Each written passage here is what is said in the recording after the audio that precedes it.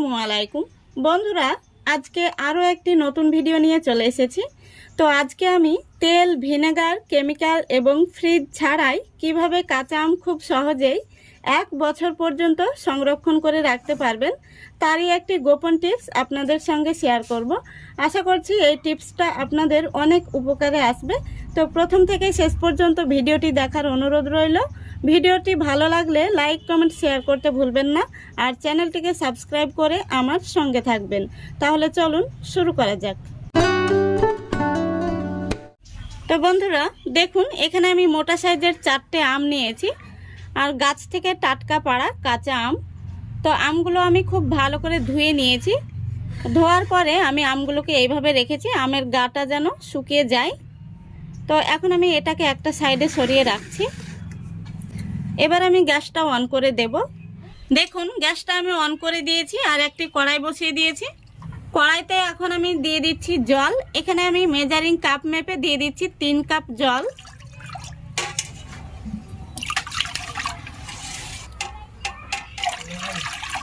এবার এই জলের মধ্যে আমি দিয়ে দিচ্ছি 6 চামচ লবণ।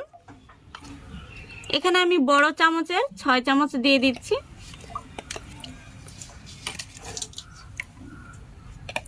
তো বন্ধুরা, এই লবণটা দেওয়ার কারণে কিন্তু আমগুলো অনেক দিন পর্যন্ত ভালো থাকবে। এখন আমি ঢাকনা দিয়ে রেখে দিচ্ছি জল আর লবণটা মিশে গিয়ে ফুটে ওঠার জন্য। দেখুন বন্ধুরা, জলটা খুব সুন্দরভাবে ফুটে গেছে। তো এইভাবে কিন্তু জলটাকে খুব ভালো করে ফুটিয়ে নিতে হবে। এখন আমি গ্যাসটা অফ করে দিচ্ছি।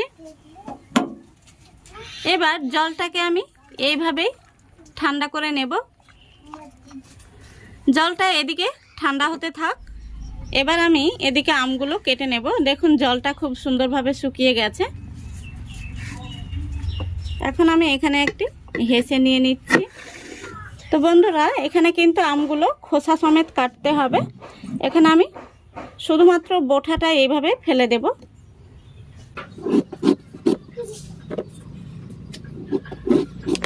আমগুলোকে আমি এরকম লম্বা করে কেটে নেব, আর একটু এভাবে পাতলা করে কেটে নিতে হবে।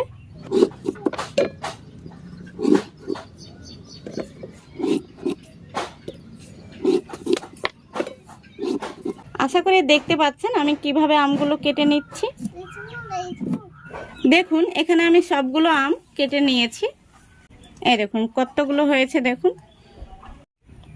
তো এইভাবে কিন্তু পাতলা পাতলা করে কেটে নিতে হবে। আমগুলো আমি লম্বা করে কেটে নিয়েছি, আপনারা যেমন খুশি কেটে নিতে পারেন।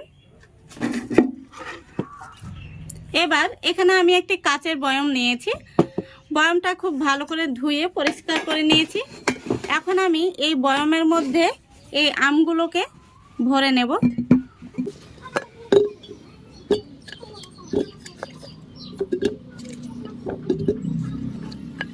তো বন্ধুরা, এখানে আমার বয়মটা একটু বড় সাইজের হয়ে গেছে, আপনারা চাইলে ছোট সাইজেরও নিতে পারেন।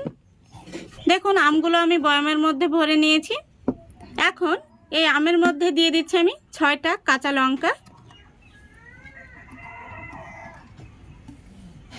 এখন আমি যে লবণ জলটা ঠান্ডা হতে রেখেছিলাম সেটা কিন্তু ঠান্ডা হয়ে গেছে। এই জলটা কিন্তু কোনোভাবেই গরম রাখা যাবে না, কুসুম গরমও রাখা যাবে না। পুরোপুরি খুব ভালো করে ঠান্ডা করে নিতে হবে। দেখুন, জলটা কিন্তু পুরোপুরি আমি ঠান্ডা করে নিয়েছি। এখন এই জলটা আমি এই বয়মের মধ্যে দিয়ে দেব।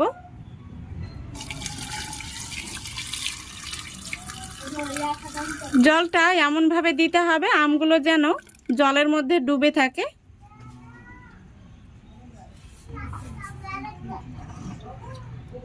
দেখুন বন্ধুরা, আমার কিন্তু জল আর আম পুরোপুরি সমান রয়েছে।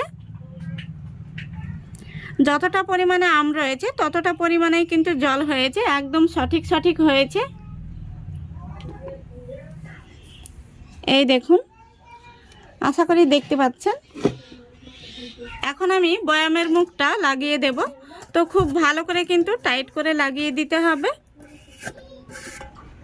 দেখুন, আমি খুব ভালো করে লাগিয়ে নিয়েছি। দেখতে কত সুন্দর লাগছে।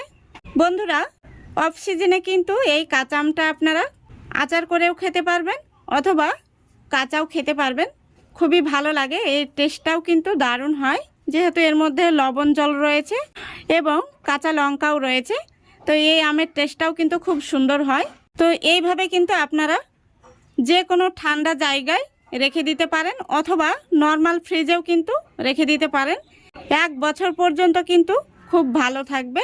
তো আশা করছি আজকের আমার এই টিপসটা আপনাদের ভালো লেগেছে। যদি ভালো লেগে থাকে অবশ্যই লাইক কমেন্ট শেয়ার করে দেবেন এবং চ্যানেলটিকে সাবস্ক্রাইব করে অল নোটিফিকেশানটি অন করে সঙ্গে থাকবেন। আজকের মতো এখানেই বিদায় নিচ্ছি। সবাই ভালো থাকবেন, সুস্থ থাকবেন। খোদা হাফেজ।